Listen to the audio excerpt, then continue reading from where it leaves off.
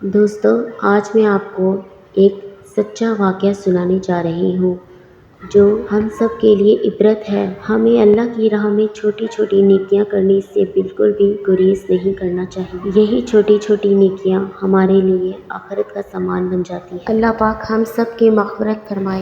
بسم اللہ الرحمن الرحیم۔ السلام علیکم رحمۃ اللہ وبرکاتہ۔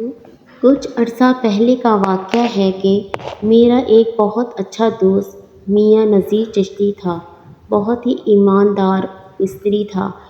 ایک مرتبہ ہم نے شرط لگائی کہ قبر میں 4 گھنٹے گزارتے ہیں، رات 12 بجے سے صبح 4 بجے تک۔ میاں نذیر چشتی مان گیا اور ایک قبر کھودی گئی۔ اس میں 13 انچ کے سوراخ پائپ لگائی تاکہ ہوا آتی رہے۔ پھر میاں چشتی صاحب رات 12 بجے اس میں لیٹ گئے۔ دوستو پلیز سبسکرائب مائی چینل۔ اور ہم نے اوپر سے قبر بند کر دی۔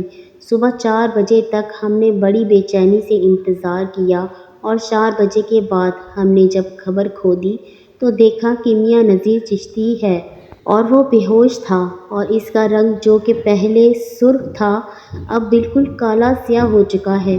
ہم نے جلدی سے اس کو نکالا اور ایک سائڈ پر لے جا کر اس کے منہ میں پانی وغیرہ ڈالا۔ کچھ دیر بعد اس کو ہوش آ گئی۔ وہ بالکل بوکھلایا ہوا تھا۔ پھر ہم اس کو اس کے گھر چھوڑ آئے۔ اس کے گھر والوں نے اس کو پہچاننے سے انکار کر دیا۔ دوست وغیرہ کے بتانے پر گھر والے اسے پہچان گئے۔ 3-4 دن گزرنے کے بعد جب اس کی حالت سنبھلی تو ہم نے اس سے پوچھا کہ بتاؤ قبر میں تمہارے ساتھ کیا ہوا ہے؟ کہنے لگا، جب آپ لوگوں نے قبر بند کی تو میں اپنے ساتھ سگریٹ لے کر گیا تھا۔ میں نے سگریٹ نکالا اور جیسے ہی جلانے لگا کہ اچانک ایک طرف سے بہت تیز آگ میری طرف آئی تو دوسری طرف سے ایک روٹی آئی اور اس روٹی نے اس آگ کو ایک طرف دھکیل دیا۔ ابھی یہ واقعہ ختم بھی نہ ہوا تھا کہ ایک اور طرف سے آگ آئی اور اسی روٹی نے اس آگ کو بھی دھکیل کر ختم کر دیا۔